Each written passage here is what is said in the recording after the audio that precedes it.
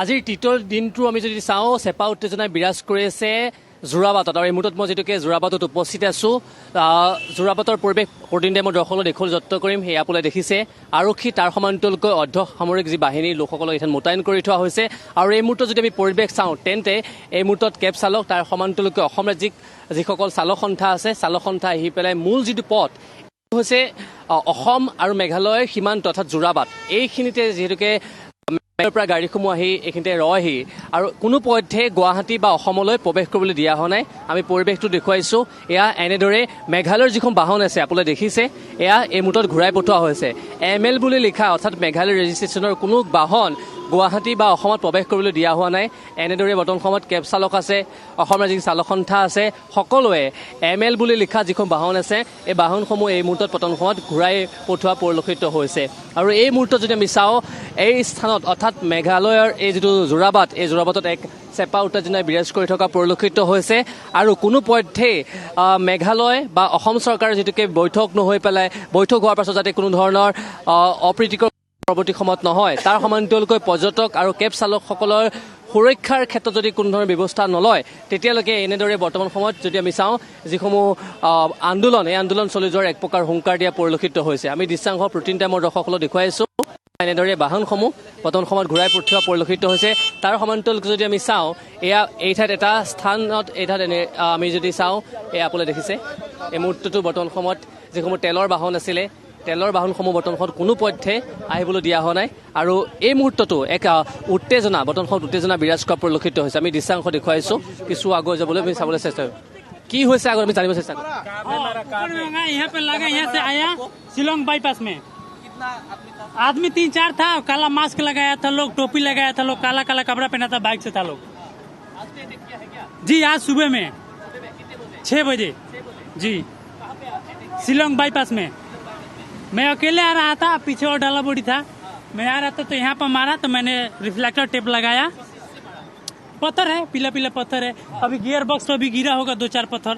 ऊपर छत पे भी लगा है, ड्राम ड्रूम 2-3 लोग था, बाइक से था, काला कपड़ा पहना था, काला मास्क लगाया था और इसी से मारा है शिलोंग बाईपास में। हम तो अगरतला से आ रहे हैं जी। एक मेघालय में तो हमको जाने का दिल नहीं करता है, क्या करें। हम जो गैस प्रोवाइड करते हैं हमारे हिसाब से नहीं भेजना चाहिए। हमारे आसाम से हमको भेजिए, कहीं न कहीं हम सुरक्षित रहेंगे। आज हमको यहाँ पर लगा, अगर एक ग्लास डबल ग्लास नहीं होता तो हो सकता है कि मेरे जान को खतरा होता। मेरा स्टीयरिंग कंट्रोल होता, अगर लोड गाड़ी होता तो ब्लास्ट भी हो सकता है, कहीं न कहीं उनको भी खतरा हो सकता है। इसके लिए मैं असम सरकार से रिक्वेस्ट करूंगा कहीं न कहीं कुछ दिनों के लिए हमारे मेघालय से जाने की अनुमति न दे। तेल टंकी, खास करके डीजल टंकी और गैस, क्योंकि कुछ भी हो सकता है, गाड़ी अगर बैलेंस हो सकता है तो ब्लास्ट होने का चांस है, जिसमें मेरा भी परिवार है, फैमिली है। हम बिहार से रहने वाले हैं, यहाँ पर जिन्हें कमाने के लिए आए हैं, कहीं न कहीं सबको डिस्टर्ब होता है। मेघालय के भी कुछ पीपलों को जो अच्छे हैं उनको भी तो डिस्टर्ब हो सकता है कुछ लोगों के चलते। बस इसके लिए धन्यवाद, थैंक यू।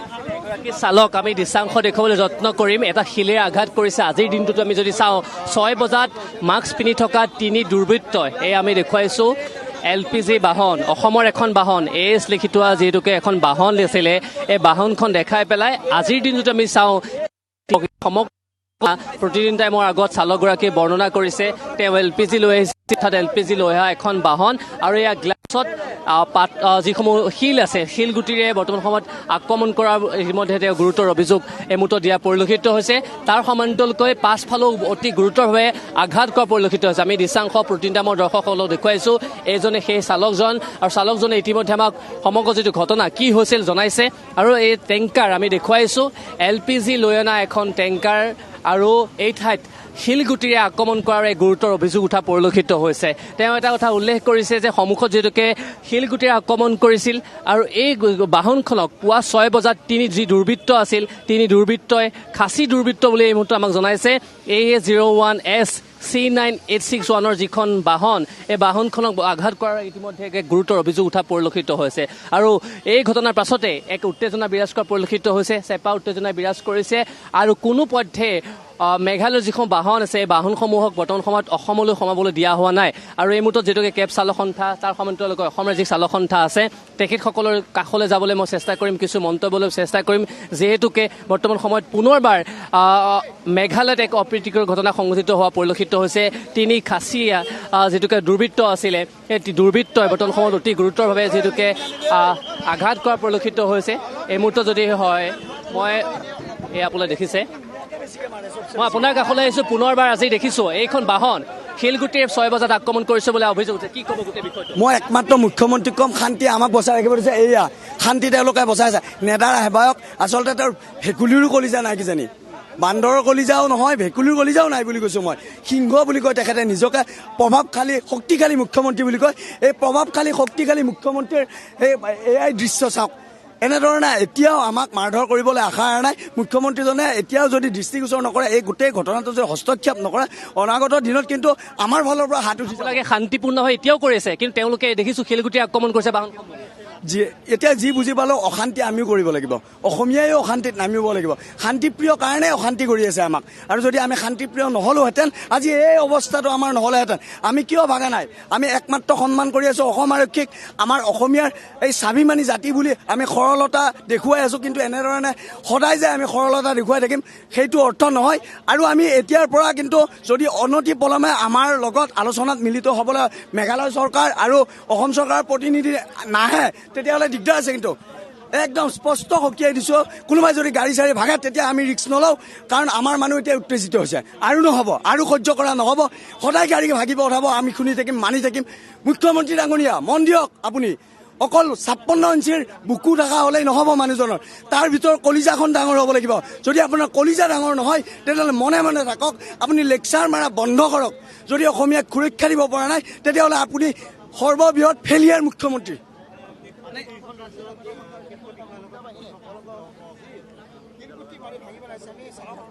আমি সংবাদ মাধ্যমতহে গম পাইছোঁ এই কথাষাৰ। আমাক কোনো ধৰণৰ অসমৰ প্ৰতিনিধিয়ে জনোৱা নাই, বা কোনো ধৰণৰ উচ্চপদস্থ আৰক্ষী বিষয়াই আমাক এই বিষয়ত জনোৱা নাই, কোন আহিব কোন নাহিব কেনেকৈ আলোচনা কৰিব। তেওঁলোকে বিচাৰিছে যে ভোকে পিয়াহে আমি অসমীয়া ল'ৰাখিনি ইয়াত মৰি যাওঁ। নহ'ব, মানি লোৱা নহ'ব। আমাৰ কিন্তু এতিয়া আমি আৰু যি সীমা এটা আছিল সেই আমি লক্ষ্মণ সীমা এতিয়া পাৰ কৰাই যাব লাগিব। আমাক বাধ্য কৰাইছে কিন্তু চৰকাৰখনে।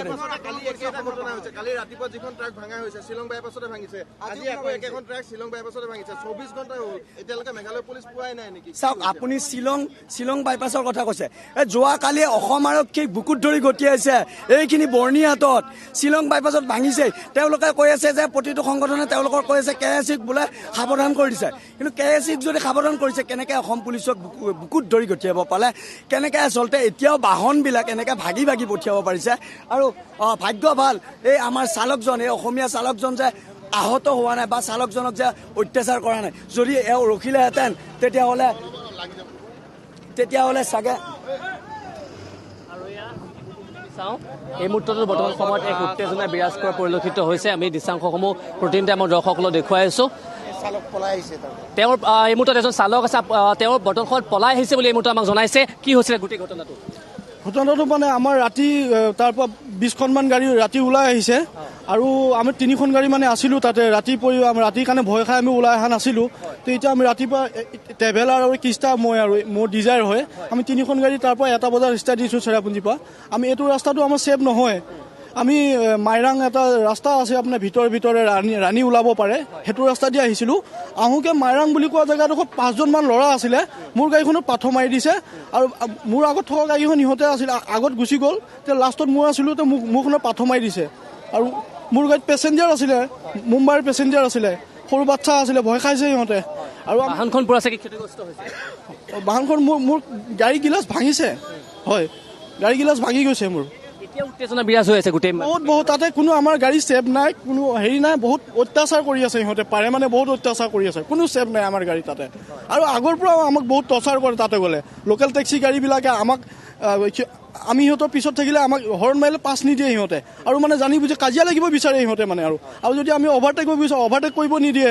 আৰু সিহঁতৰ লোকেল ভাষাত, খাচী ভাষাত আমাক বহুত বেয়াকৈ গালি দিয়ে। কোনখিনিত হৈছিলে, কিমান সময়ত আৰু কোনখিনিত হৈছিলে মেঘালয়? এইটো আপোনাৰ 3টামান বজাত মাইৰাং বুলি কোৱা এটা জেগা আছে, তাতে হৈছে। কিমানজন আছিলে দুৰ্বৃত্ত? সিহঁতৰ 5জন আছিলে, হয়।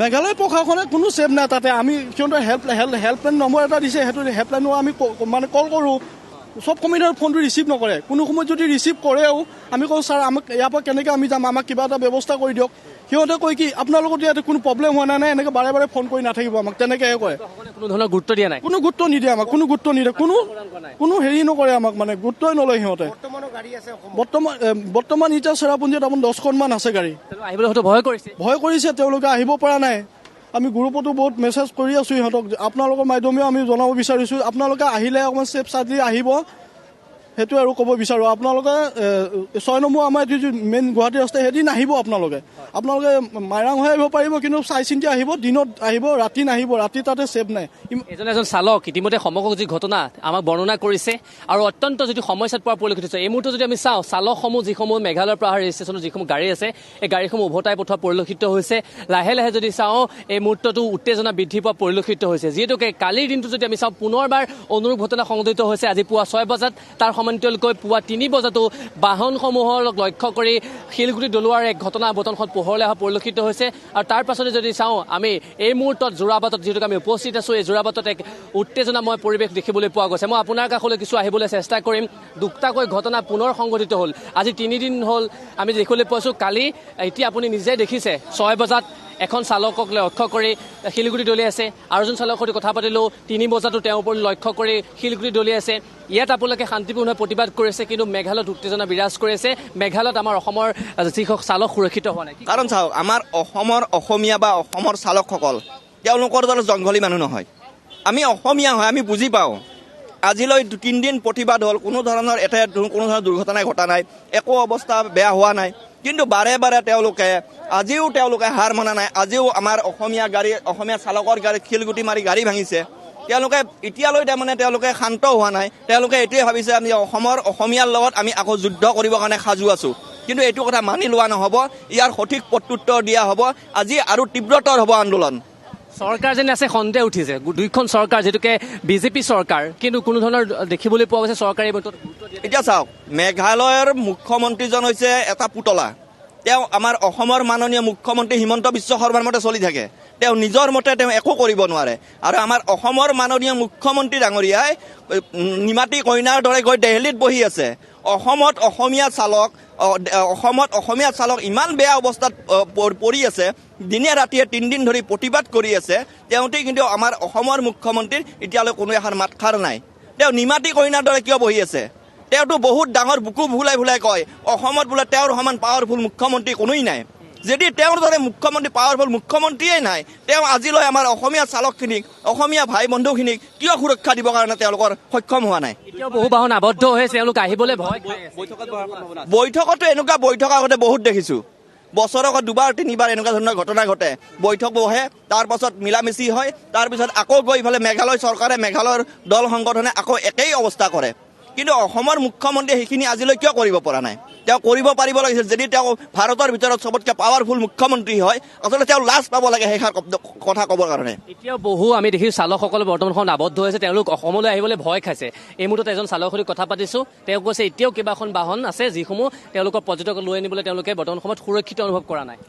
অসমৰ মুখ্যমন্ত্ৰী ডাঙৰে সেইখিনিকে সুৰক্ষিত কৰিব পৰা নাই আমাৰ অসমীয়া ভাই বন্ধু তাত বন্ধ হেৰি হৈ আছে বিপদত পৰি আছে তেওঁলোকক সহায় কৰিবৰ কাৰণে তেওঁলোকক সুৰক্ষা দিবৰ কাৰণে এতিয়ালৈ তেওঁলোকৰ সক্ষম হোৱা নাই এয়া নিশ্চয়কৈ যদি আমি চাওঁ এই মুহূৰ্তত আমি যদি কিছু দূৰ আগুৱাই যাওঁ পৰিৱেশটো প্ৰতিদিনে মই দৰ্শকসকলক দেখুৱাম এইসমূহ হৈছে সেইসমূহ বাহন যিসমূহ বৰ্তমান সময়ত মেঘালয় যিটোকে ৰেজিষ্ট্ৰেশ্যন আছে সেই বাহনসমূহ কোনোপধ্যে অসমলৈ আহিবলৈ দিয়া নাই পৰ্যটকসকলক এই ঠাইতে মই ইতিমধ্যে উল্লেখ কৰিছোঁ যোৰাবাটৰ এইখিনিতে পৰ্যটকসকলক নমাই এই বাহনসমূহ বৰ্তমান সময়ত ঘূৰাই পঠোৱা পৰিলক্ষিত হৈছে এয়া আমি সামগ্ৰিক দৃশ্যাংশ পোনপটীয়া সম্প্ৰচাৰ প্ৰতিদিনে মই দৰ্শকসকলক দেখুৱাবলৈ যত্ন কৰিছোঁ এই মুহূৰ্তত যদি আমি চাওঁ যোৰাবাটত এক উত্তেজনা বিৰাজ কৰি থকা পৰিলক্ষিত হৈছে তাৰ সমান্তৰালকৈ যদি চাওঁ আজি 4টা দিন হ'ল প্ৰতিদিনাই মেঘালয়ত অসমৰ যিসমূহ বাহন আছে অসমৰ বাহনসমূহ বৰ্তমান সময়ত আক্ৰমণ লক্ষ্য কৰি লৈছে আজিৰ দিনটো দুটাকৈ অনুৰূপ ঘটনা সংঘটিত হোৱা পৰিলক্ষিত হ'ল আমি চালকৰ সৈতে কথা পাতিছোঁ যিহেতুকে LPGৰ এখন যি টেংকাৰ সেই টেংকাৰলৈ লক্ষ্য কৰি